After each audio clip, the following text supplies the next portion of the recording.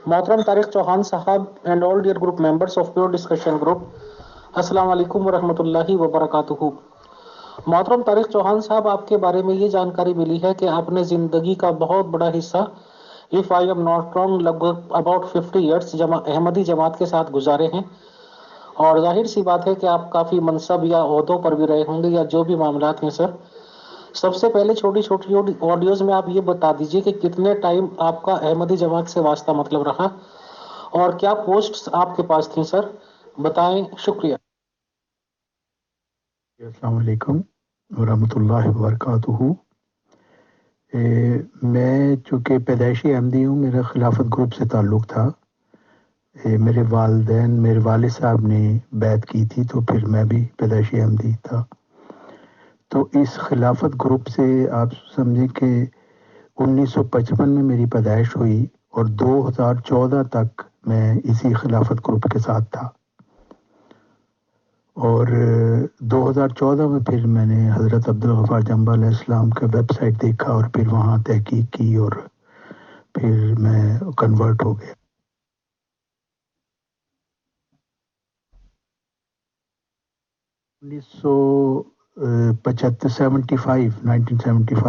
$1975 में मैं स्वीडन आया था। तो उसके बाद से मेरा जमात अहमदिया खिलाफत ग्रुप से ताल्लुक़ रहा है। तो यहाँ पे मैं नेशनल जनरल सेक्रेटरी बहुत अरसे तक रहा हूँ, फिर नायब अमीर के ओहदे तक भी रहा हूँ, सेक्रेटरी अमूर आमा भी रहा हूँ।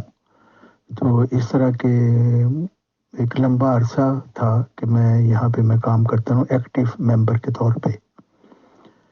इसलिए मैं इस जमात की तमाम जो मुख्तलिफ पहलू हैं, मैं इनसे खूब अच्छी तरह वाकिफ़ हूँ। जब मुझे जमात अहमदिया खिलाफत ग्रुप वाले कहते हैं ना जी, हमारे देखे हम ह्यूमैनिटी फर्स्ट करते हैं, हम लोगों की मदद करते हैं, तो मैं उनको कहता हूँ मुझे क्या बता रहे हो, मुझे तो सब पता है कि तुम मदद किस तरह की करते हो। ये सारा इनका ये जो तामझाम सिर्फ इस वजह से कि ये जो लोग हैं ना, जो ऊपर के ओहदेदार हैं और उनके जो मिलने वाले हैं या उनसे जो उनकी बड़ी इज्जत करते हैं, ये सब उनके लिए ये सारा काम में होता है। एक गरीब आदमी को सदका भी नहीं दिया जाता जब तक वो सदर साहब जो हल्का के हैं उनकी खुशामद ना करे। तो ये सारा सिस्टम जो है ना, ये झूठ का निज़ाम मैं अच्छी तरह जानता। मोहतरम तारिक चौहान साहब, आज की डेट में मुझे काफ़ी धर्मों के रिगार्डिंग बहुत ज़्यादा मालूमात हैं। काफ़ी लोग हमारे टच में रहते हैं क्योंकि अल्हम्दुलिल्लाह हम कभी किसी की बात को आउट नहीं करते हैं, पर्टिकुलरली नाम वगैरह। मेरी जानकारी में ये है कि जो छोटी से छोटी पोस्ट पे इन लोगों के यहाँ होते हैं अहमदी जमात पे, उनकी तनख्वाही आज की तारीख में शायद 7-8 से शुरू होती है। और आपने जहाँ तक मैं समझ रहा हूँ काफ़ी बड़े ओहदे बताए, तो जाहिर सी बात है कि आपकी तनख्वाह भी मोटी होगी। और मेरी जानकारी में इतना तो है कि इनके यहाँ रिटायरमेंट का भी इंतज़ाम और निज़ाम है। तो जैसे आपने कहा आपकी एज इस हिसाब से बन रही है, if I am not wrong 65 years. और अगर आप ये कहते हैं सन 14 में, तो 6 साल पहले, इसका मतलब आप 59 के थे। तो क्या ये लोग 60 ईयर्स की एज में रिटायर कर देते हैं? प्लस ये कि आपकी जो भी तनख्वाह रही होगी, तो आपने उस तनख्वाह को भी छोड़ना मुनासिब समझा और ये भी नहीं सोचा कि उसके बाद आपको पेंशन वगैरह भी मिलती? सर बताएं, शुक्रिया। ये आपको गलत इन्फॉर्मेशन है। ये जो लोग ओहदेदार होते हैं ना, ये रज़ाकाराना तौर पर काम करते हैं। मैंने जो काम किया और मेरे साथ दूसरे ओहदेदार थे, उनको कोई पैसे नहीं थे मिलते, बल्कि हम चंदा देते थे। हम अपनी इनकम का 6% हर महीने चंदा देते थे। हमें कोई पैसे नहीं थे मिलते, हम पैसे देते थे। इसलिए ये पता नहीं किसने गलत इन्फॉर्मेशन दी है। जितने भी लोग लोकली इन्वॉल्व होते हैं ना जमात के कामों में, वो कोई पैसे नहीं लेते, वो अपने पल्ले से चंदा देते हैं। ये जो तनख्वाहदार है ना, ये मुरब्बी हैं जिनको हम कहते हैं। ये मुरब्बी वो हैं जो 5-7 साल लगाते हैं जामिया अहमदिया, जो जमात अहमदिया की यूनिवर्सिटी है। तो वहाँ से फिर जब ये तैयार हो जाते हैं तो फिर ये मुख्तलिफ मुल्कों को भेजे जाते हैं, तो इनको फिर तनख्वाहें मिलती हैं। और इनसे जो बड़े मुरब्बी हैं उनको और बहुत तनख्वाहें मिलती हैं, फैसिलिटीज़ मिलती हैं हर तरह की। इनकी ऐनक मुफ्त है, डेंटिस्ट मुफ्त है, डॉक्टर मुफ्त है, इनके बच्चों का डॉक्टर मुफ्त है, कन्वेंस की इनको सहूलत होती है। तो ये तो बड़ी अय्याशी करते हैं ये लोग। لیکن ہم جو لوکلی لوگ ہوتے ہیں ہم صرف پیسہ دیتے ہیں، ہم لیتے ان سے کچھ نہیں ہے. تو یہ آپ اپنی انفارمیشن کو کریکٹ کر لیں پلیز.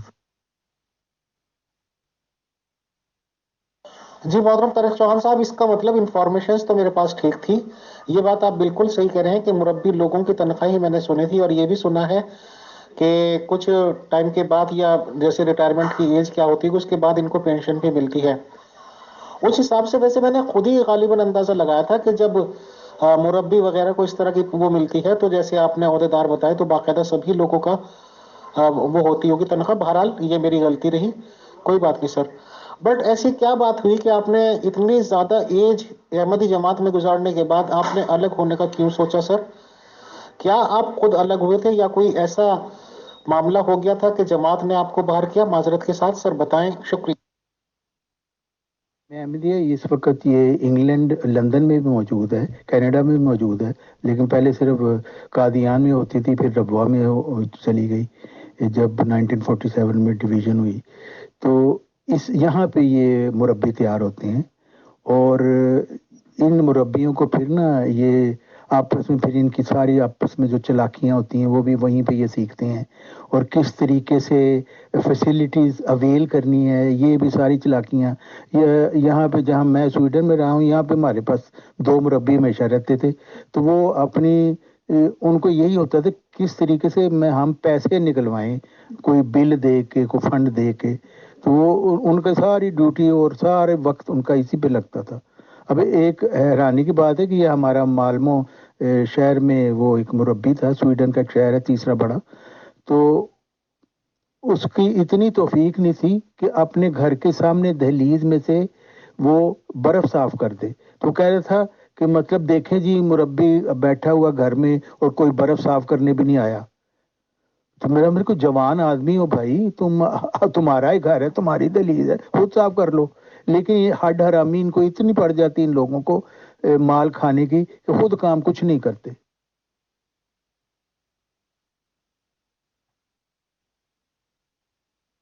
کیا مربی کے ہڈ حرامی کو میں بتاؤں، یہ میری خود اپنی ایکسپیرینس ہے، میں نے کسی سے سنے نہیں ہوئے، کیونکہ میں یہاں پہ رہا ہوں اسی جماعت میں. ایک دن مربی صاحب نے کہا کہ جی ہم یوم تبلیغ منائیں گے. اچھا، سارے لوگوں کو بیچارے جتنے بھی آ سکتے تھے ینگسٹرز وغیرہ آئے کہ جی ہم نے تبلیغ کے لیے نکلنا ہے.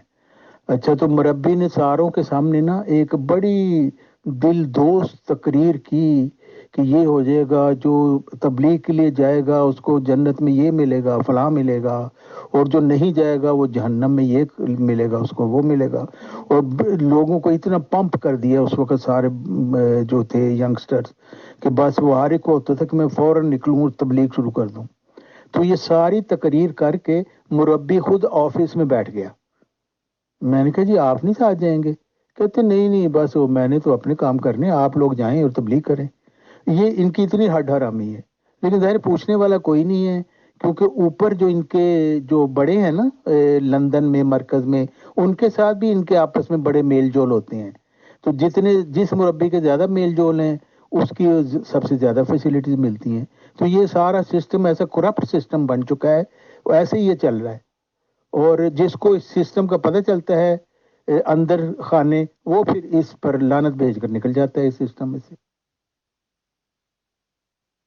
بڑے اچھی بات کی.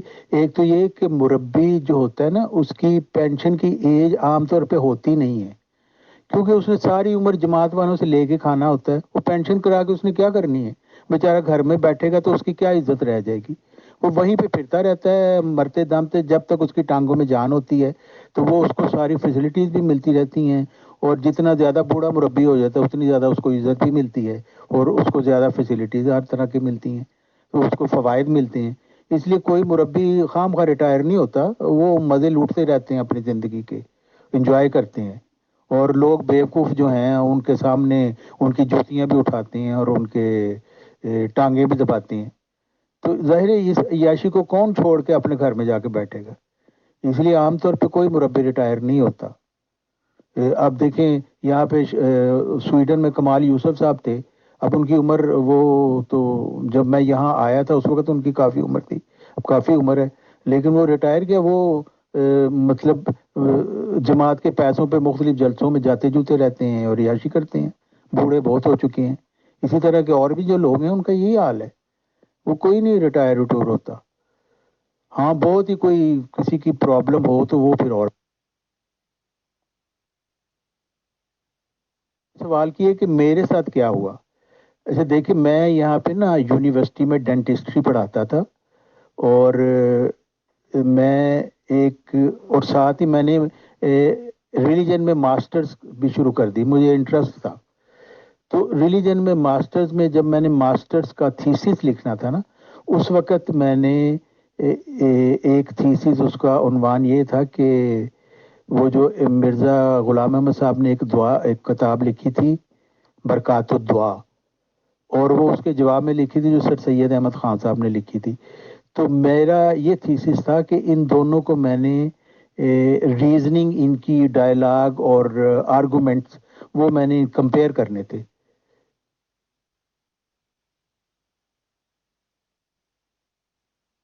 کو مکمل کرنے کے لیے میں نا بیک گراؤنڈ کے لیے انفارمیشن ڈھونڈ رہا تھا انٹرنیٹ پہ۔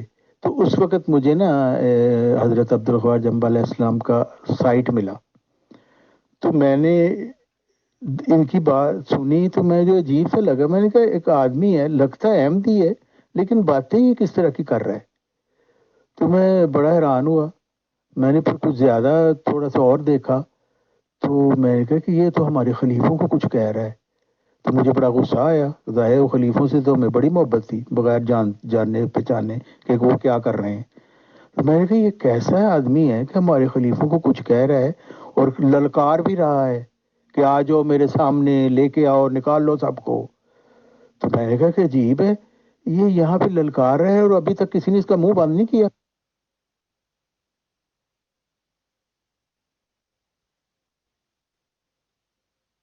میں یہاں پہ ہمارے جو مربی صاحب میں سویڈن میں یہی ہے خان صاحب، میں ان کے پاس گیا، میں نے کہا دیکھیں یہ ایک آدمی ہے، یہ للکار رہا ہے ہمیں۔ تو ہمارے پاس ربوہ میں بھی مولویوں کی فوج ہے، قادیان میں بھی مولویوں کی فوج ہے، لندن میں بھی مولویوں کی فوج ہے، تو ہم ایک پمفلٹ لکھ کے اس آدمی کے منہ پہ کیوں نہیں مارتے؟ وہ کہنے لگے جی وہ چھوڑیں جی، ہم ایسے لوگوں کی پرواہ نہیں کرتے۔ میں نے کہا نہیں آپ پرواہ نہیں کرتے، میں تو کرتا ہوں، میں نے تو نہیں اس کو چھوڑنا۔ تو آپ اس طرح کریں، مجھے مرکز سے یعنی لندن سے لکھ کے پوچھ کے بتائیں مجھے کہ کیا کوئی پمفلٹ تیار ہو رہا ہے یا نہیں، ورنہ پھر میں اس کے خلاف تیار۔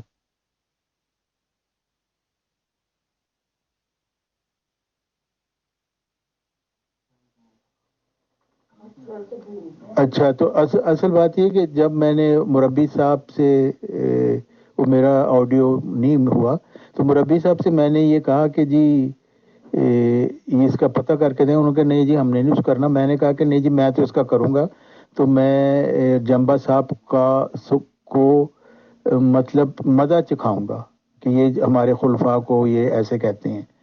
اور کیونکہ اس وقت مجھے یقین تھا کہ جنبہ صاحب یقیناً وہ جو حوالے ہیں مختلف ان کو یہ توڑ مروڑ کے پیش کر رہے ہیں اور عام لوگوں کو گمراہ کرنا چاہتے ہیں۔ اس لیے مجھے یہ تھا کہ میں ریسرچ کروں اور وہ جو حوالے پیش کرتے ہیں ان کو صحیح طریقے سے پیش کر کے تو جنبہ صاحب کو نیچا دکھاؤں۔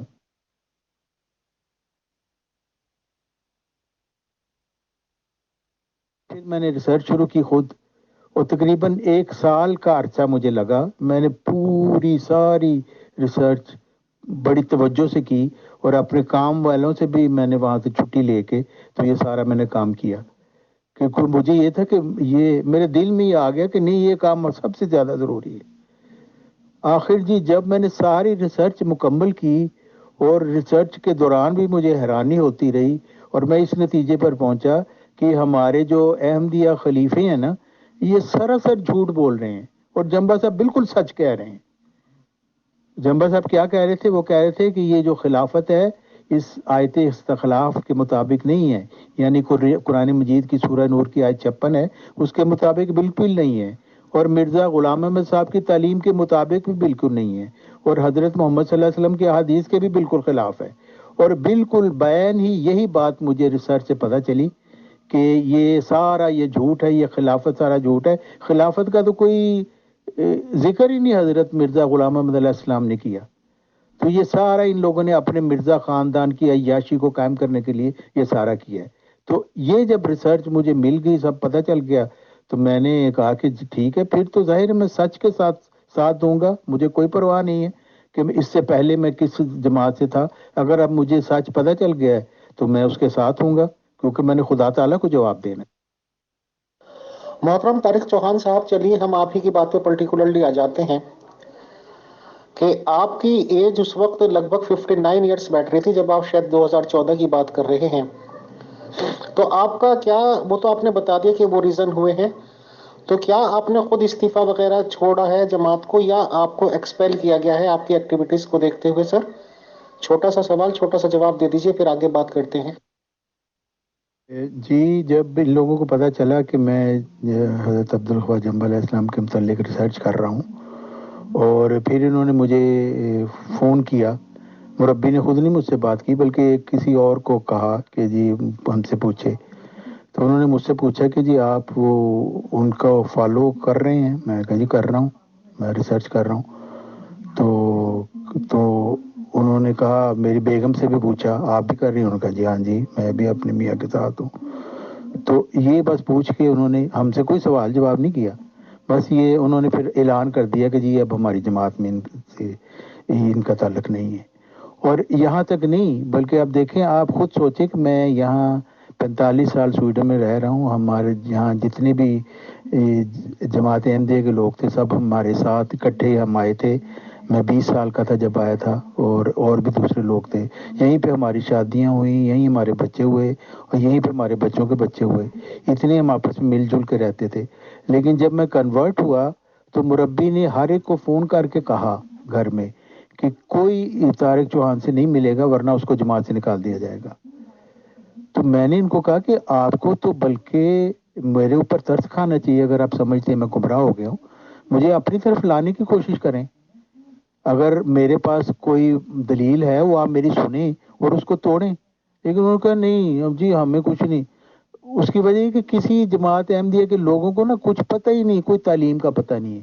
بس اندھوں کی طرح یہ خلیفہ جی کے پیچھے چلتے ہیں، اور ہر وقت خلیفہ جی سے ڈرتے رہتے ہیں، اور ایک دوسرے کی شکایتیں کرتے رہتے ہیں، ٹانگیں کھینچتے رہتے ہیں ایک دوسرے کی. گسٹاپو کی طرح کا ایک نظام ہے جو ہر وقت ایک دوسرے کے پیچھے لگا رہتا ہے. اور ذرا ذرا سی بات، فلاں کس کے گھر گیا، فلاں کس سے ملا، فلاں نے سالگرہ کی، وہاں پہ کون آیا تھا، وہاں مرد عورت تھے یا کتنے تھے، اس طرح کی ساری انفارمیشن یہ مربی کو دیتے ہیں.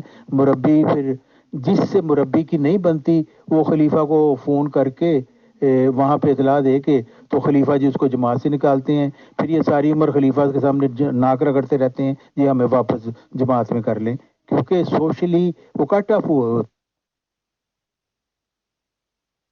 سارا جو سسٹم ہے نا، یہ ایک ہٹلر کے گسٹاپو نظام کی طرح آپ سمجھ لیں. اس میں گسٹاپو نظام بھی یہی تھا کہ انہوں نے ہر ایک دوسرے کا مخبر بنایا ہوا تھا. کیونکہ انسانوں میں یہ ہوتی ہے ایک نفسیاتی چیز کہ وہ دوسرے کو بڑھتا ہوا نہیں دیکھ سکتا. تو یہ تمام خاندان مرزائیہ نے یہی گسٹاپو نظام یہاں پہ قائم کیا ہوا ہے. ہر جو مرزائی ہے وہ ایک دوسرے کا نا وہ مخبر ہے، اور کوئی نہ کوئی بات کسی کو پتہ چلتی وہ فوراً آگے رپورٹ کرتا ہے تاکہ اس کو سزا ملے. تو وہ مزہ آئے ذرا مجھے.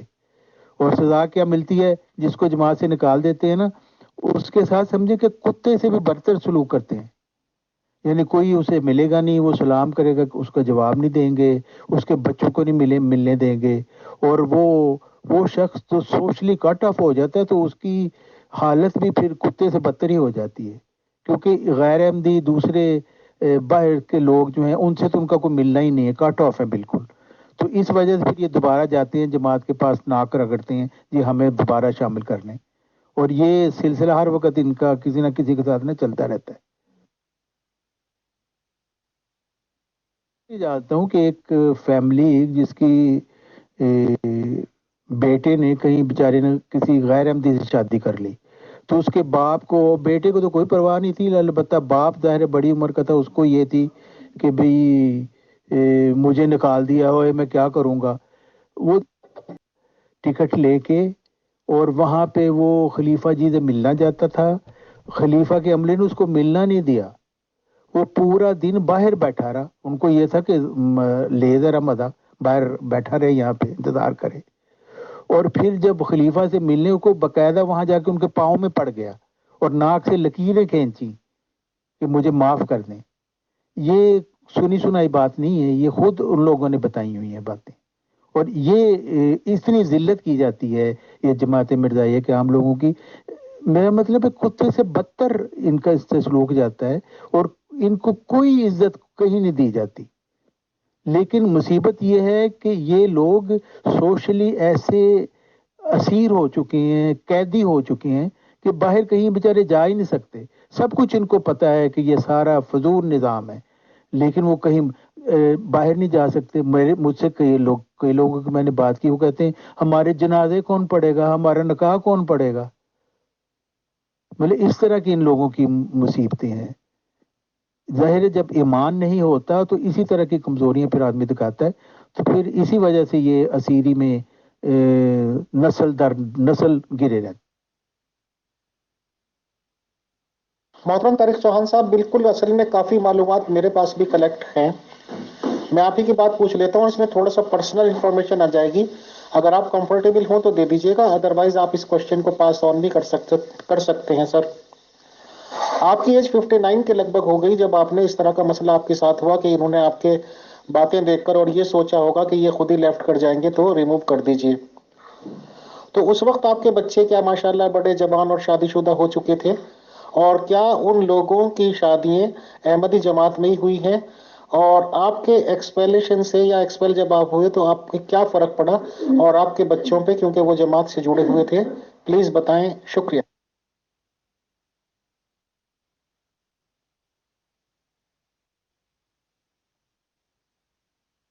ये बिल्कुल आपने बड़ा अच्छा क्वेश्चन किया, क्योंकि जब मैं कन्वर्ट हो गया था तो मुझे ये बहरहाल फिक्र थी कि मेरे बच्चे क्या करेंगे। मेरे बच्चे माशाल्लाह बड़े हैं, उनके बच्चों के भी बच्चे हैं आगे। तो मुझे ये फिक्र थी कि अगर मैं कन्वर्ट हो गया तो और मेरे बच्चे ना कन्वर्ट हुए तो फिर बहरहाल मसाइल तो होंगे, इसमें तो कोई शक नहीं था। तो फिर जब मैंने कन्वर्शन के बाद मेरे एक बेटा और एक बेटी है, मैंने उनसे कहा कि देखो, ये जो जमात अहमदिया जिसके साथ हम आज तक मुंसलिक रहे हैं, ये अब हमें ये पता चला है कि ये हज़रत मसीह मौद अलैहिस्सलाम की तालीम को छोड़ चुके हैं। और अब उनका ये दावा है कि अब खुदा की तरफ से कोई नहीं आएगा। ये जो मिर्ज़ा महमूद साहब ने 1956 में जो मजलिस इंतखाबी खिलाफत बनाई थी ना, उसके बनाए हुए ख़ानदान, मिर्ज़ा ख़ानदान के खलीफे ही क़यामत तक आते रहेंगे। तो एक सिंपल बात मैंने की, जाहिर है बच्चे तो इतने ज़्यादा इल्म नहीं रखते, लेकिन مثلا मेरे बेटे ने कहा कि पापा ये तो कभी हो ही नहीं सकता कि खुदा ताला की तरफ से कोई आए ही ना और बस यही कमेटी वाले बना बना के भेजते रहें। तो कहते हैं ये बहरहाल ये इनका झूठ है। तो मैंने कहा, मुझे हौसला हुआ, मैंने कहा बस बेटा यही झूठ की वजह से मैंने इसको छोड़ दिया। कहते ठीक है, आपने छोड़ दिया तो हमने भी इसको छोड़ दिया फिर। तो ये फिर आसानी से मरहला तय हो गया। और अल्लाह ताला का मैं समझता हूँ बहुत बड़ा फजल है मुझ पर कि मेरे बच्चे भी मेरे साथ ही थे और उनको भी ये समझ आ गई कि वाकई ये एक जो खिलाफती दजल है, ये इसके हम हमारे ऊपर ये खुल गया सारा, तो अब हम इसके अंदर नहीं रह सकते। ये बेटी मसलन उसने मुझे ये कहा कि पापा आपने आज तक हमें से कोई झूठ नहीं बोला और कुछ नहीं छुपाया और सारी चीज़ें आप हमें बताते रहे, बयान करते रहे। अगर अब आपने रिसर्च की है और आप इस नतीजे पर पहुंचे हैं तो यकीनन आपको सही सच मिला है, तो हम भी आपको जो मिला है उसके साथ हम भी हैं। तो इस तरीके से ये जो बहुत मुश्किल मरहला था आसान हो गया और अब मेरे बच्चे अल्लाह ताला का फजल है कि मेरे साथ ही हैं। मोहतरम तारिक चौहान साहब, मेरी देखने में यह आया है कि अहमदीज भी बहुत कट्टरता अपनाते हैं और बिल्कुल भी अपनी मर्जी से, यानी कि माँ बाप लोग बेटा बेटी की शादी करना ही नहीं चाहते हैं मोहम्मदीज लोगों में, जिनको हम मोहम्मदीज कहते हैं, जो कि मिर्जा साहब को नबी नहीं मानते और मुसलमान हैं। तो अब आपकी क्या पोजीशन है सर? ठीक है कि आपकी फैमिली आपके साथ रही, आपके बच्चे आपके साथ रहे, तो जाहिर सी बात है जिस समाज में आप रहते होंगे, जिन मुसलमानों से आपका टच होगा, تو آپ کے بچوں کی ننیال ددیال تو ظاہر سی بات ہے کہ پاسبلٹی ہے کہ وہ احمدیز ہوں گے. بٹ آگے کا فیوچر کیا ہے؟ آپ کے بچے کیا سوچتے ہیں کہ محمدیز لوگوں میں شادی کر لینی چاہیے؟ کیا وہ محمدیز عقیدہ رکھتے ہیں؟ کیونکہ چلیے عقیدہ مرزا صاحب کو ماننا ایک الگ بات ہے سر. مرزا صاحب کو ہم پرسنلی بھی مان سکتے ہیں, ان کو نبی مان سکتے ہیں, بٹ جماعت تو جڑنا کوئی پریشر تو نہیں ہونا چاہیے سر. درست فرمایا آپ نے. اصل بات یہ ہے کہ پریشر کبھی بھی کسی پہ نہیں ہونا چاہیے, کیونکہ قرآن مجید نے صاف فرما دیا لا اکراہ فی الدین. جب خدا تعالیٰ فرما رہا ہے کہ دین میں جبر کوئی نہیں ہے, تو کسی اور کی کیا مجال ہے کہ کسی کو کہے.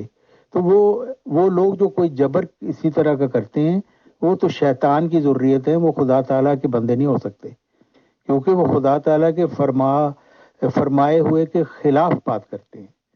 اس لیے ہر شخص اپنی مرضی کا ذمہ دار ہے, کسی کے اوپر کوئی پریشر نہیں ہے, نہ ہونا چاہیے. تو میرے بچوں کو بھی ایسی کوئی بات نہیں, وہ اپنی مرضی سے میرے ساتھ ہیں اور ان کے اوپر کوئی پریشر نہیں ہے. ہاں میرے مثلا جو پوتے ہیں ان کو میں انفارمیشن دیتا ہوں, تو اس کے بعد ان کا اپنا فیصلہ ہے. کوئی یہ نہیں ہوگا کہ اگر وہ میرے ساتھ نہیں ہوں گے تو میں ان کو کہوں گا خبردار مجھے اپنی شکل نہ دکھانا وغیرہ. اس طرح کی ڈائلاگ بازی ہمارے میں نہیں ہے. ہم سمجھتے ہیں کہ ہر شخص اپنا اور اپنے علم کا, اپنے مذہب کا, اپنی سوچ کا خود ذمہ دار ہے, اور اس کو حق ہے کہ وہ جیسی چاہے سوچ رکھے. محترم طارق چوہان صاحب, ایک شعر ہے, پتہ نہیں کس نے کہا ہوگا کہ میں ایک قطرہ ہوں میرا الگ وجود تو ہے. میں ایک قطرہ ہوں میرا الگ وجود تو ہے, ہوا کرے جو سمندر میری تلاش میں ہے.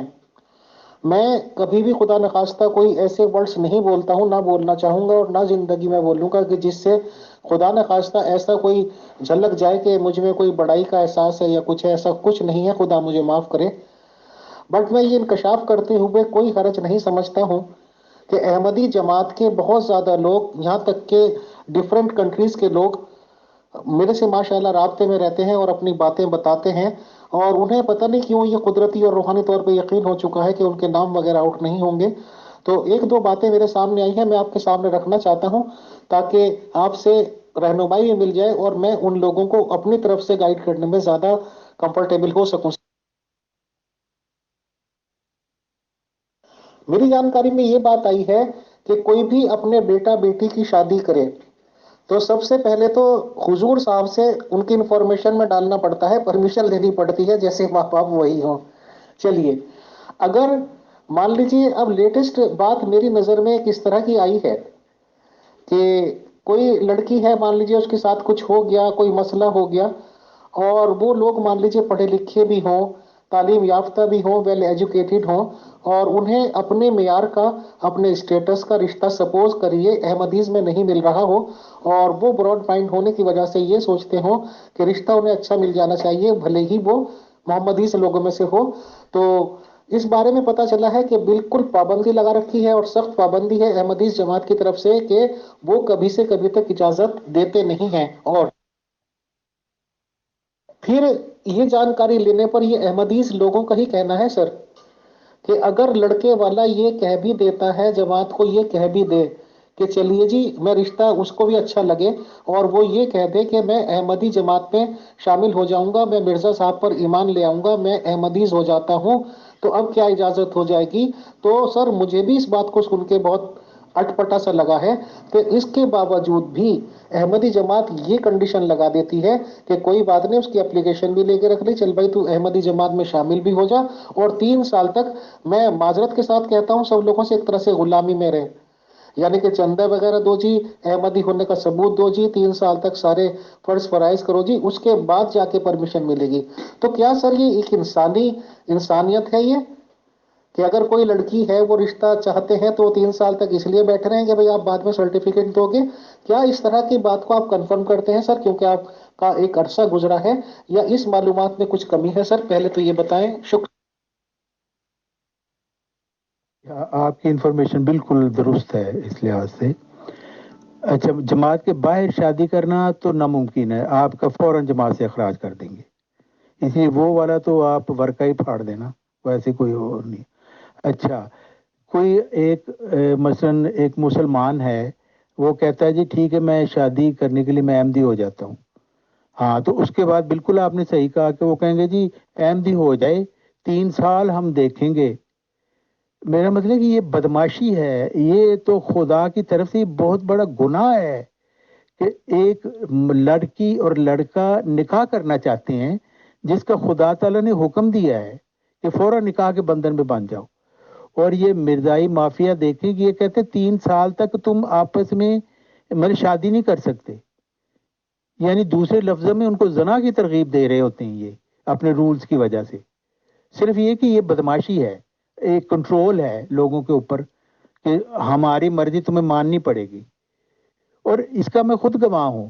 مثلا میری بیٹے نے ایک سویڈش لڑکی سے شادی کرنی تھی جو مسلمان بھی ہوئی، احمدی بھی ہو گئی، اور مربی صاحب نے کہا کہ جی یا خلیفہ صاحب نے کہا نہیں جی پہلے ہم 3 سال دیکھیں گے۔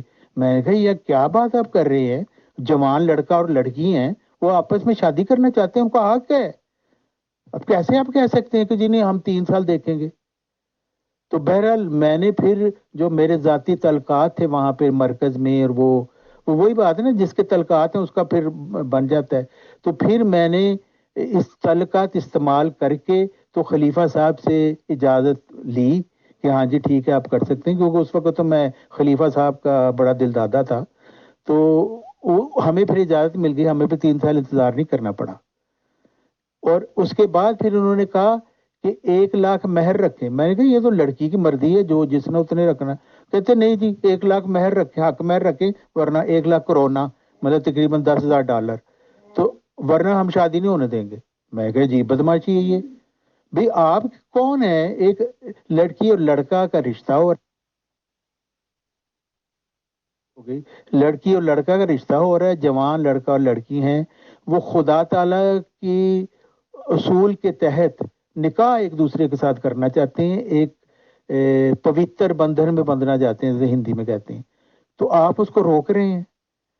تو اور لاکھ کرونا، اب یہاں دیکھیں نا سویڈن یورپ میں جو لوگ رہتے ہیں ان کی تنخواہ آتی ہے ساتھ ہی چلی جاتی ہے، بل دیے، کرایہ دیا، فلانے بل دیے تو ختم ہو جاتی ہے۔ تو لاکھ کرونا کون، یہاں تو ساری عمر لگ جاتی ہے لاکھ کرونا جمع کرنے میں۔ تو اب ایک بچہ جس نے ابھی کام شروع کیا وہ لاکھ کرونا کہاں سے لائے؟ لیکن وہ کہتی نہیں جی بس ہمارے خلیفہ جی نے یہ کہا۔ تو بہرحال میں نے وہ بھی نہیں مانی بات، اور میری چونکہ وہاں پہ اس وقت تھی ایسی پوزیشن کہ انہوں نے پھر بھی مان لیا میرے بیٹے اور میری بہو کا نکاح۔ تو یہ تجربہ میرا اپنا ہے، یہ سنی سنائی بات نہیں ہے، یہی یہ کرتے ہیں۔ اور بعد میں پھر یہ جب طلاق وغیرہ ہوتی ہے نا تو پھر حق مہر دلوانے کے لیے مربی اپنے حصے بیچ میں لیتے ہیں، قضاء بورڈ کے پاس جائیں جی عدالت میں نہیں جانا ورنہ جماعت سے نکال دیں گے، اور قضاء بورڈ پہ کہاں یہ بڑے بڑے مربی مولوی بیٹھے ہوتے ہیں ملا، اور یہ پھر اپنے چسکے بھی پورے کرتے ہیں، ہم نے لڑکی سے بات کرنی ہے جی علیحدہ، ہم نے لڑکے سے علیحدہ بات کرنی ہے جی۔ تو یہ سارے ان کے چسکے پورا کرنے کے یہ طریقے ہیں، اور یہ ہے مرزائی مافیا، یہ بدماشیاں ہے ایکچولی، اور اس کا میں خود گواہ ہوں۔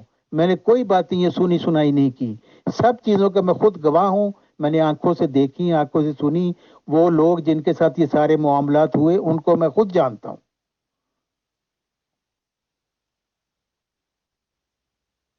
محترم طارق چوہان صاحب، ایک اس میں بیچ میں سوال میں لے لیتا ہوں کہ جو میری کافی مربی لوگوں سے بھی بات چیت ہوتی ہے، اور آپ تو چلیے عہدے دار رہے اور آپ تو ایک طرح سے ویسے ورکر رہے کہ جن کو پیسہ لینا نہیں دینا ہی دینا ہے، تو مان لیجیے آج کے اس مہنگائی کے دور میں 7-8 ہزار روپے ان کی تنخواہ ہے جو میری جانکاری میں بات آتی ہے۔ بٹ میری بہت سارے لوگوں سے بات چیت ہے جو ان میں اکثریت ہے سر، یا تو ایک اسٹیج پہ آ کے ان کا مائنڈ بس سیٹلڈ ہوا ہے یا سیٹ ہوا کر رکھا ہے یا کیا بات ہے، کہ اگر ان سے بات چیت کریں کہ بھئی خلافت کیسے بنتی ہے، کیا ہوتا ہے، کیوں ایک فیملی میں، تو پتہ نہیں گھبرا سے جاتے ہیں اور فوراً بولتے ہیں نا جی خلافت کے بارے میں تو ہم سوچ ہی نہیں سکتے، یہ تو اللہ کا اور خلیفہ جی کا معاملہ ہے، اللہ ہی بناتا ہے۔ ایک تو یہ سوچ مجھے اٹپٹی سی لگی سر ایک عام انسانوں میں۔ پلس مجھے معلومات یہ بھی آئی کہ چلیے اگر 7-8 ہزار روپے تنخواہ دے بھی رہے ہیں تو آج کے مہنگائی کے دور میں ایک سال میں 1 لاکھ روپیہ ہو گیا سر، ہارڈلی. اب اس کے بعد ان لوگوں کے مائنڈ ایسے بن چکے، کیونکہ یہ سوال میں آپ سے کروں گا اس لیے میں مثال دے رہا ہوں، اور ان لوگوں کے مائنڈ اس طرح کے سیٹ ہو چکے ہیں کہ وہ آفٹر ڈیتھ اس میں کیا کہتے ہیں اس کو بہشتی مقبرہ میں دفن ہونے کی خواہش رکھتے ہیں، اور اس کے لیے 10% یا اس سے تھوڑا سا زیادہ بھی اپنی پراپرٹی کا دینے کو تیار ہیں سر. تو جب آپ 59 ایئرس تک اس میں رہے ہیں جماعت میں، تو کیا آپ کا مائنڈ اس وقت ایسا بنا تھا کہ آپ بھی اس طرح کی خدا نخواستہ میں معذرت کے ساتھ کہہ رہا ہوں انتقال کے بعد ایسی جگہ جائیں اور اس پراپرٹی کو ڈونیشن میں دیں سر؟ یہ جو خلافت ہے نا، میرا مطلب ہے کہ میں آپ کو مختصر بتا دیتا ہوں، میرے پاس ساری پوری تاریخ ہے. اگر کسی وقت آپ کے پاس وقت ہوا تو میں شروع سے بتاؤں گا کہ کس طرح کے حالات ڈیولپ کیے اور مرزا محمود صاحب نے کس طرح قبضہ کیا اس خلافت پہ، وہ میں آپ کو ساری بتاؤں گا. لیکن میں اس وقت مختصر آپ کو یہ بتاتا ہوں کہ 1944 میں مرزا محمود صاحب نے نا جھوٹا دعویٰ مسلم موت کر دیا. پہلے کہتے رہے کہ نہیں جی دعویٰ کرنے کی مجھے ضرورت نہیں ہے اور آئندہ کبھی وہ پیدا ہوگا وہ بچہ. تو 1944 میں انہوں نے دعویٰ کر دیا. اچھا 1944 میں دعویٰ کرنے کے 10 سال بعد 1954 میں ان پر حملہ ہوا، ان کی شارک کے اوپر، اور ان کو پھر اپنے جب موت سامنے نظر آئی نا تو 1956 میں انہوں نے پھر نئی یہ مجلس انتخابی خلافت بنائی، جس میں ان کے مرزا خاندان کے زیادہ تر لوگ ہیں اور باقی ان کے اپنے جو تنخواہ دار مربی، ناظران وغیرہ جو ہے، امیر جماعت وغیرہ، یہ ان کے ہیں، یہ سارے ان کے اپنے ہی لوگ ہوتے ہیں نا. تو یہ مل کے تو پھر انہوں نے ایک مرزا خاندان کے بندے کو چننا ہوتا ہے. تو یہ خلافت ہے ان کی. یہ کہتے ہیں یہ خدا یہ بناتا ہے. تو یہ ایسے ہی ہے کہ آدمی کہے جی ہاں گدھے کو بھی خدا ہی بناتا ہے، تو ان کا خلیفہ بھی خدا بناتا ہے. لیکن خدا اصل خلیفہ جو خدا کی طرف سے آتا ہے اس کو خدا الہام سے کھڑا کرتا ہے، کیونکہ کمیٹی نہیں اس کو بناتی.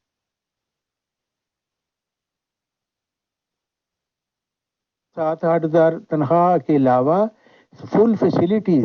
میرا مطلب ہے کہ یہاں پہ اگر کوئی فل ٹائم جاب کرتا ہو نا تو اس کے پاس اتنے پیسے نہیں ہوں گے جتنے ایک مربی کے پاس ہوتے ہیں، اس وجہ سے کہ اس کو پہلے تنخواہ ملتی ہے، بچوں کا الاؤنس علیحدہ ملتا ہے، پھر ساری فیملی کو optician free, medical free, dentistry free, conveyance free, residence free. تو آپ دیکھیں اس کی تنخواہ تو تقریباً 20-25 ہزار بن جاتی ہے. تو مربی بننا تو مطلب کسی کی لاٹری نکل آئے تو وہ مربی بننا. ایک بات ہے کہ جو پاکستان میں بیچارے گاؤں وغیرہ میں مربی ہوتے ہیں نا ان کی بہت ہی پتلی حالت ہے. ان کو بیچاروں کو تو بس روٹی بھی وہی وہاں کے احمدی دیتے ہیں بیچارے، ان کے پاس بہت ہی برے حالات ہوتے ہیں. لیکن یہ جو یورپ میں آ جاتے ہیں نا مربی، یہ مطلب اس کی پھر وہ 5 انگلیاں ان کی گھی میں اور سر کڑھائی میں، یہ آپ کہہ سکتے ہیں اتنی ان کی یہاں پہ عیاشی ہے. تو یہ اسی وجہ سے یہ مربی جو ایک دفعہ چپٹ جاتا ہے وہ پھر چھوڑتا نہیں ہے، وہ ہر وقت پھر نا سازشیں کرتا رہتا ہے کہ کہیں مجھے کوئی چھیڑے نہ. تو جو ان کے اوپر عملے کے لوگ ہیں، جو مثلا لندن میں جو مرکز میں جن کے پاس یہ اختیار ہے کہ وہ کسی بھی مربی کو ہلا سکتے ہیں، ان کے ساتھ پھر بڑی اچھے تعلقات رکھتے ہیں تاکہ ہماری عیاشیوں پہ کوئی فرق نہ. محترم طارق چوہان صاحب، ایک سوال میں انڈائریکٹلی پوچھ لیتا ہوں آپ سے کہ جیسے ماشاءاللہ آپ لوگ بیسیکلی شاید پاکستان سے ہیں اور الگ الگ ملکوں میں جا کے سیٹلڈ ہو گئے ہیں، جہاں جہاں بھی خدا تعالیٰ نے آپ کے کاروبار یا انکم کے وسائل کے ذریعے لکھ رکھے ہوں گے. تو یہ ظاہر سی بات ہے کہ سب کو ہی پتا ہے کہ ڈفرینٹ دیشوں کی کرنسی جو ہے ڈفرینٹ ویلیوز کی ہوتی ہے. فار ایگزامپل امریکہ کا $100 ہمارے انڈیا میں لگ بھگ 7400 کے لگ بھگ ہے آج کل. اور ایسے ہی ڈفرینٹ کنٹریز ڈفرینٹ اس میں ہیں. مان لیجیے کوئی مربی ایسی کنٹری میں ہے کہ جہاں پہ $100 یا $100 کی ویلیو جیسے میں نے آپ کو بتا دی 7400 ہے، اور بہت سارے لوگ جیسے آپ ہوئے یا آپ لوگوں کی اسٹرانگ کرنسی ہوگی، یا مان لیجیے کوئی امریکہ میں ہی مربی بیٹھے ہوئے ہیں کہ ان کے تو $100 ہی خرچ ہوں گے بٹ یہاں کے 7400 مل جائیں گے. تو کیا مربیوں میں ایسے ریلیشن شپ یہ لوگ قائم کر لیتے ہیں کہ ہم ان لوگوں سے رابطہ قائم کریں جو امریکہ میں بیٹھے ہیں اور اس طرح کی بات چیت کریں گے کسی طرح کی کوئی نیڈ میں ہے کچھ ہے اور وہاں کے لوگ ہیلپ کر سکتے ہوں، وہ اپنے 100 دے دیں اور یہاں کے 7400 بن جائیں؟ کیا اس طرح کا ایک دوسرے میں آدان پردان پاسبل ہے یا صرف سب نے لینا لینا ہی سیکھ رکھا ہے سر؟ اس بارے میں آپ کا خیال؟ تو ہوگا لین دین، مجھے تو نہیں پتا اس طرح کا، ظاہر ہے کہ عام طور پہ دیتا تو کوئی نہیں کسی کو مرکز، اصل بات ہے کہ آپ سوچیں جماعت احمدیہ کے پاس بلینز آف ڈالرز ان کے پاس ہے، کہاں کہاں سے ان کے پاس چندہ آتا ہے، تو وہ تو بہت مال ہے ان کے پاس، تو ہر کوئی مربی وہاں مرکز سے ہی پیسے چکر بازیوں سے کھینچنے کی کوشش کرتا ہے، ایک دوسرے کی کوئی ہیلپ نہیں کرتا، اس طرح کی تو ان میں رواج ہی نہیں ہے، ایک دوسرے کی ٹانگ کھینچنے کا رواج ہے، کوئی ہیلپ کسی کی نہیں کرتا۔ تو یہ البتہ ہوتا ہے کہ یہ مختلف تعلقات بنا کے تو مرکز جو ہے سینٹر ان کا اس وقت لندن میں ہے، وہاں سے یہ نا کوئی نہ کوئی پیسے نکلواتے رہتے ہیں مختلف طریقوں سے، تو مربی اس میں بڑے ایکسپرٹ ہوتے ہیں، وہ کہیں کوئی بل دے دیا اور یہاں کہ وہ فلانا میرا خرچہ ہو گیا، فلانا اس طرح کے وہ پیسے نکلواتے رہتے ہیں، تو یہ اس طرح کا سسٹم بہرحال ہے یہاں۔ ہاں محترم طارق چوہان صاحب، مجھے تھوڑے تھوڑے سوال آپ سے اور کرنے ہیں، چھوٹے چھوٹے۔ پہلے آپ یہ بتائیے کہ جتنے سوالات میں نے آپ سے کیے، تو آپ کو کیا لگ رہا ہے کہ آپ کے 59 ایئرس وہاں پہ گزارنا اور میری یہ تھوڑی سی معلومات، تو میری معلومات کافی حد تک صحیح ہے یا نہیں احمدی جماعت کے یا احمدی لوگوں کے ریگارڈنگ سر؟ آپ کا پہلے چھوٹا سا تبصرہ دے دیجئے، پھر میں آگے بات کرتا ہوں، شکریہ۔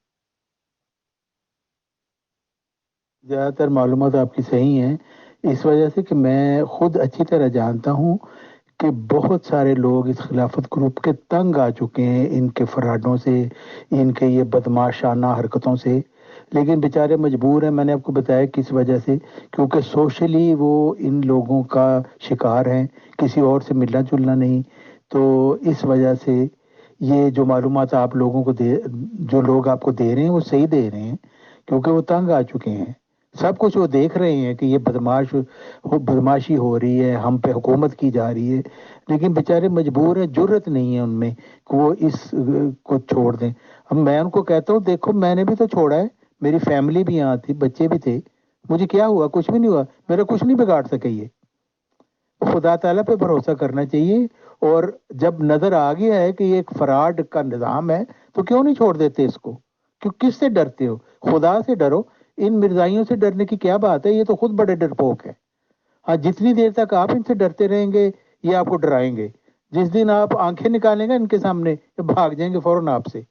اب میرے یہ حالت ہے سویڈن میں کہ مجھے کوئی یہ خلافت گروپ کا بندہ دیکھ لیتا ہے نا، فوراً دائیں بائیں ادھر ادھر ہو جاتا ہے، پھر میں نے تمہارے کو گولی مار دینی ہے، لیکن دہشت ہے اس وجہ سے کہ وہ ان کو یہی ہے کہ کہیں ہم اس سے کوئی بات نہ کر لی، ہم سے کچھ پوچھ نہ لے تو ہم کے جواب دیں گے، اور کہیں مربی کو پتہ چل گیا تو ہمیں جماعت سے نکال دیا جائے گا۔ یہ ان کی حالت ہے، کچھ پتہ نہیں ہے، کچھ دین کا پتہ نہیں ہے، بس ڈر خوف اور اندھیروں کے کیڑوں کی طرح یہ لوگ ہیں کہ ذرا سی روشنی میں فوراً بھاگتے ہیں، یہ ان کا۔ محترم طارق چوہان صاحب، مجھے ایسا لگ رہا ہے کہ یہ والے سیشن شاید بڑھانے پڑیں گے، کیونکہ یہ تو میرے اپنے سوالات ہی بہت زیادہ ہیں اور اب ممبرس کے بھی سوالات آنے شروع ہو گئے ہیں، اور میں آپ کو یہ بھی انکشاف کر دوں، ذرا سا اس میں بھی کوئی حرج نہیں سمجھتا ہوں کہ کچھ ممبرس نے مجھے پرسنل پہ یہ جانکاری دی ہے کہ جو بھی کچھ محترم طارق چوہان صاحب نے بہت ہمت کا کام کیا کہ اپنی پرسنل بچوں کی باتیں بھی بتائیں، اور وہ یہ کنفرم کر رہے ہیں اپنی طرف سے کہ جو جو بھی محترم طارق چوہان صاحب نے اپنے بچوں کے ریگارڈنگ بتایا ہے وہ ٹوٹلی سچ بتایا ہے۔ اس کا مطلب کافی لوگوں کو پتا ہوتا ہے سر۔ بہرحال فی الحال اتنے میں آپ کے سامنے تھوڑے سے اور سوال پیش کروں، ایک ذرا سی لسٹ سی دے دیجیے آپ، یا ایک آڈیو میں بتا دیجیے کہ جب یہ خلیفہ آف احمدیز کو چنا جاتا ہے تو اس میں کون کون لوگ ووٹ دیتے ہیں، یعنی کہ کون کون لوگ چناؤ میں شامل ہوتے ہیں؟ کیا مربی لوگ ہوتے ہیں، ناظر لوگ، یا کون کون ذمہ دار ہیں جن کے ووٹ یا جن کی یس اور نو سے خلیفہ چنا جاتا ہے سر؟ پلیز بتائیں، شکریہ۔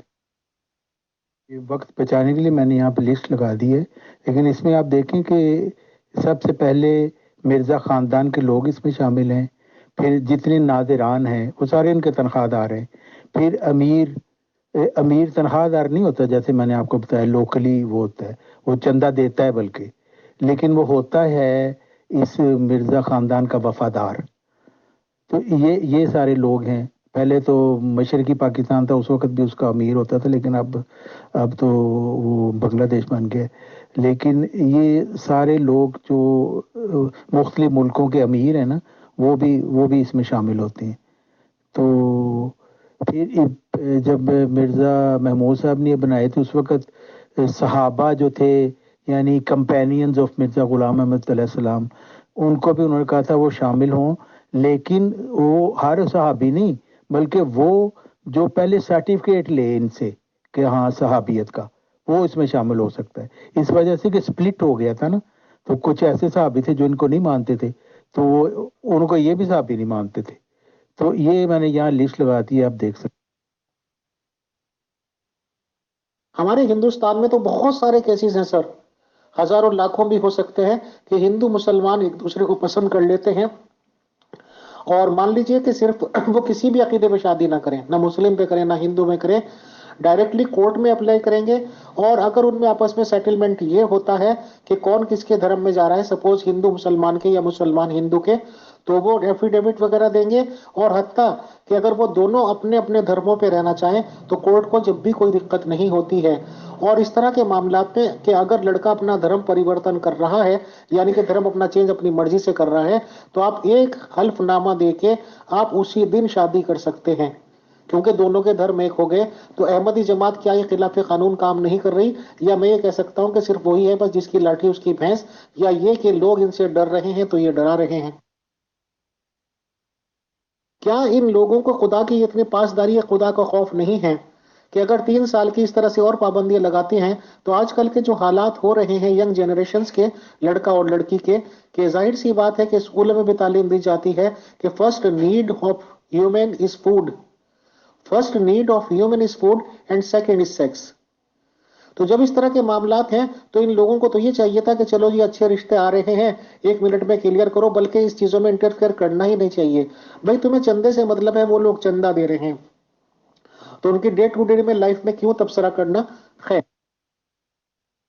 جی آپ نے درست کہا کہ اگر یہ شریف لوگ ہوتے تو ایسا ہی کرتے، لیکن ان کو اس سے کوئی فرق نہیں پڑتا کہ کوئی لڑکا لڑکی آپس میں زنا کر رہی ہیں یا نہیں کر رہے۔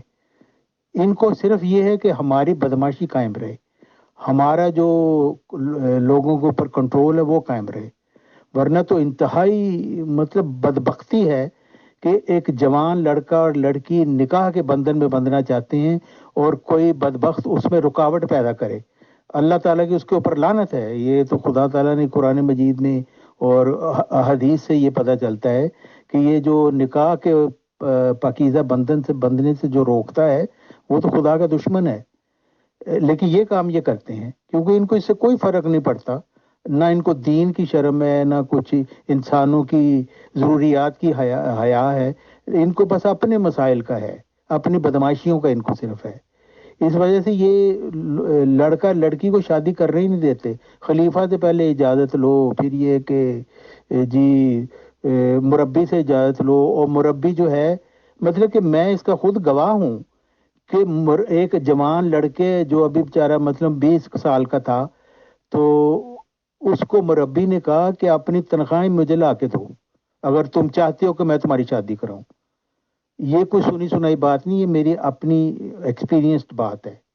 اور اس بیچارے نے لائی تنخواہ، کیونکہ شادیاں جو ہیں، دیکھیں نا، مربی کی منظوری کے بغیر شادی ہی نہیں ہوتی، کیونکہ اگر لڑکا ہے اس نے لڑکی سے شادی کرنی ہے تو لڑکی کے ماں باپ مربی کو پوچھیں گے کہ جی لڑکا اچھا ہے کہ نہیں۔ اب مربی کے ساتھ لڑکے کے تعلقات ہیں تو وہ کہے گا اچھا ہے، اگر نہیں تعلقات تو کہے گا نہیں جی یہ تو بہت برا ہے۔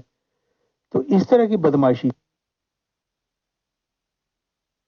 میں خود گواہ ہوں کہ اس لڑکے نے لا کے اپنی تنخواہ مربی کو دی، 3 مہینے دیتا رہا، اور پھر مربی کی مرضی سے اس کی شادی ہوئی۔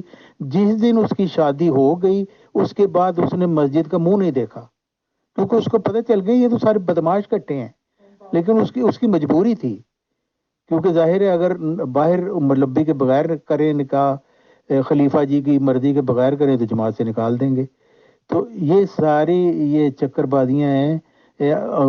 جماعت کے باہر تو آپ شادی کر ہی نہیں سکتے، یہ تو ناممکن ہے، پھر تو آپ کو جماعت سے نکالیں گے اور آپ کی خوب ذلت کریں گے مل کے۔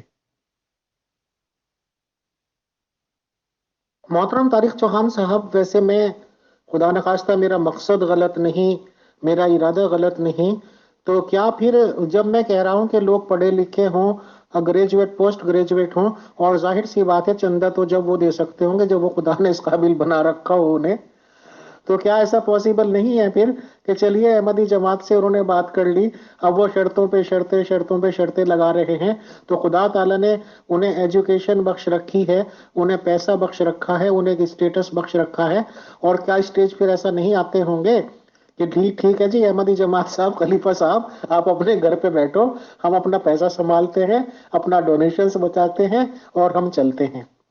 तो क्या ऐसे लोग बागी होकर ये नहीं सोच सकते कि चलो जी गैर मुस्लिमों में चले जाओ, फिर मुसलमानों में तकलीफ हो रही है शादी करते हुए, या अपना फैसला अगर वो ले लेंगे तो क्या कर लेगी जमात सर? खलीफा जी के पास एग्जीक्यूटिव पावर्स कोई नहीं है, जमात के साथ पावर्स कोई नहीं है, और कहना आपका सिर्फ इतना है कि बंदर की तरह डराते रहो जब तक डर रहे हैं, ठीक है, कोई सामने खड़े हो जाओ तो जी भाग जाओ। अभी सर नाइट का वाक़ा है, हालांकि ये वैसी बातें हैं, लेकिन मैं हल्की फुल्की बात भी शेयर कर देता हूँ। रात मुझे अचानक किसी जगह काम पड़ा, किसी की बीमारी की खबर आई, मैं गया, वहां पे गलियां सुनसान थी, तो एक बिल्कुल काले रंग का कुत्ता था, इतने खौफनाक तरीके से वो आगे बढ़ा भौंकता हुआ। तो जाहिर सी बात है कि आदमी अपने तवाजुन खो देता है, गिरता है तो वो चढ़ जाते हैं। मैंने सिर्फ सीधी जमीन की तरफ हाथ ऐसे बढ़ा जैसे मैं कुछ उठा रहा हूँ, आप यकीन कीजिए वो इतने इतनी तेज दौड़ लगाई कि वो दोबारा नजर नहीं आया। बहरहाल मेरा सर अब इसमें से एक इम्पोर्टेंट सवाल है, उसके बाद फिर जरा सा एक सीरियस और सवाल आ जाएगा। ये मेरी जानकारी में है और मेरा मुशाहिदा है, और क्योंकि खुदा ने मुझे बिजनेसमैन भी बनाया है, और छोटा मोटा मैं लॉ का स्टूडेंट भी हूँ सर, तो मैं ये कहना चाहता था कि बहुत लोग ये चाहते हैं कि कोई भी जरा सा ना उठ जाए, अपने लेवल से जरा सा उठता हुआ बर्दाश्त नहीं होता है। और मैं व्हाट्सएप ही की दुनिया की बातें कर लेता हूँ सर, कि व्हाट्सएप की दुनिया में जैसे मान लीजिए मैं एक छोटा सा ये ग्रुप चला रहा हूँ, यूट्यूब चैनल बना रखे हैं लोगों ने, यूट्यूब पे चल रहे हैं, दुनिया भर के सर यूट्यूब चैनल्स हैं, दुनिया भर के व्हाट्सएप ग्रुप्स हैं। बहरहाल मेरी मेरे मुशाहिदे में ये बात आई है, और मैं शायद गलत नहीं हूँ, और कोई भी मेरी बात को नकार नहीं सकेगा, कि सपोज तारिक चौहान साहब आप अहमद जमात से जुड़े हुए हैं, और आपने यूट्यूब चैनल पे काफी फैन फॉलोइंग बना ली है, आप काफी उस पे गुलाम आ रहे हैं, और एक काफी मकबूल शख्सियत आप होते जा रहे हैं उस पे, तो जाहिर सी बात है अभी यही मुझे करनी होगी, मैं खलीफा जी को लेटर लिख, जैसे आप कह रहे थे कि कान लिख दो या कुछ भी कर। कि आप तो मैं यही कहूँगा कि नादानी की बातें कर रहे हैं कि खलीफा साहब से कोई पूछ सके, किसी की जरूरत है?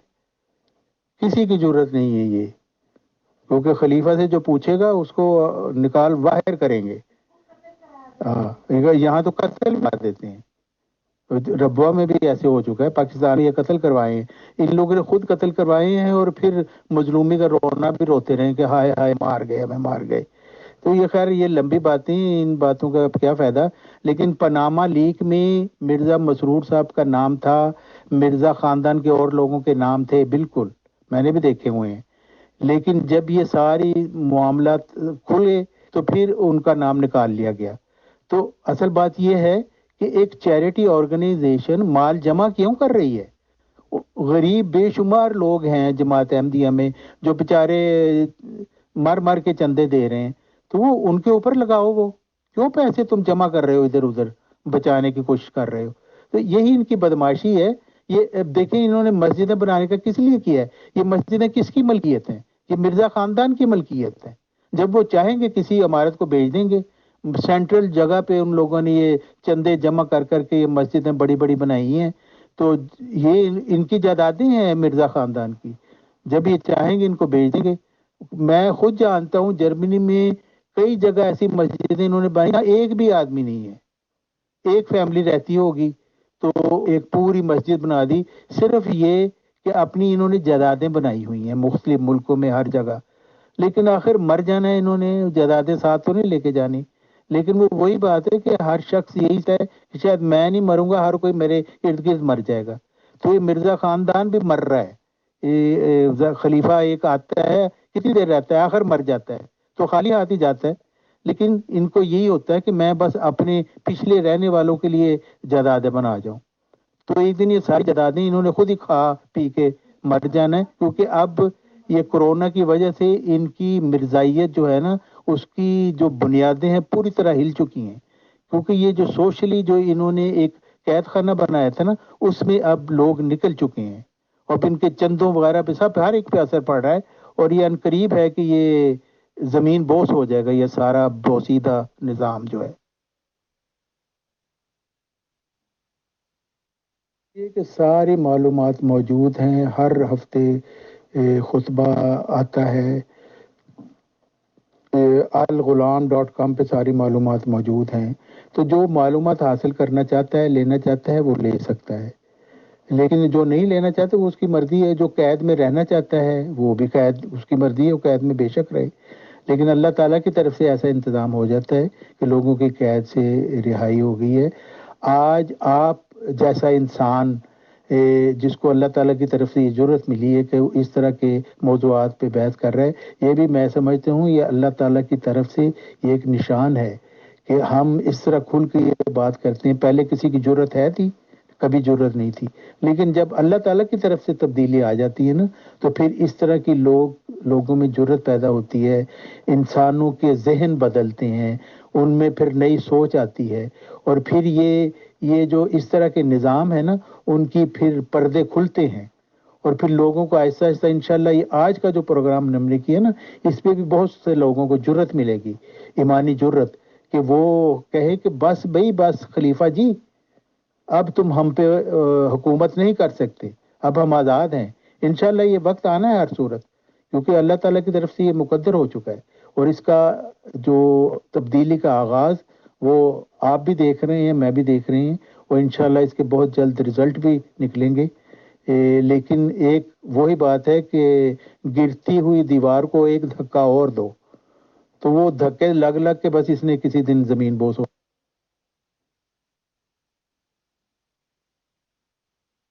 محترم طارق چوہان صاحب، مجھے ایک بات شیئر کرنے میں کوئی پرابلم نہیں ہے کہ ہمارے گروپ ممبرز جو ہمارے گروپ میں ایڈٹ ہیں ان کے بہت سارے سوالات آئے ہیں اس درمیان جبکہ میری آپ سے بات چیت چل رہی ہے، اور میں مشکل سے ایک یا دو سوال ہی ان لوگوں کا پٹ اپ کر پایا ہوں، اور مجھے خود حیرانگی ہو رہی ہے اور مجھے شیئر کرنے میں کوئی دقت نہیں کہ ایسے نمبر سے میرے پاس میسیجز آ رہے ہیں جو کہ ہمارے گروپ میں ایڈ نہیں ہیں، کیونکہ ہمارے گروپ میں میکسیمم جو بھی لوگ ایڈ ہیں ان کے نام میرے پاس سیو ہوتے ہیں، تو مجھے پتہ چل جاتا ہے کہ ہمارے گروپ کا آدمی ہے، اور وہ اپنے آپ کو تعارف یہی کروا رہے ہیں، اور انہیں پتا ہے کہ جی آپ کو رازداری آپ سے نہیں جائے گی نہ نمبر کی، اور وہ بہت سارے اپنی فریادیں یا اپنے سوالات کر رہے ہیں، کیونکہ ہمارے پیور ڈسکشن گروپ کا ایک وتیرہ سا ہے کہ جب اس میں آڈیو ہوتی ہے اس کے اگلے منٹ میں بہت سارے گروپوں میں وہ گھوم جاتی ہے، تو ظاہر سی بات ہے کہ بہت جگہ دلوں کی گھنٹیاں بجی ہیں، اور بہت سارے میسیجز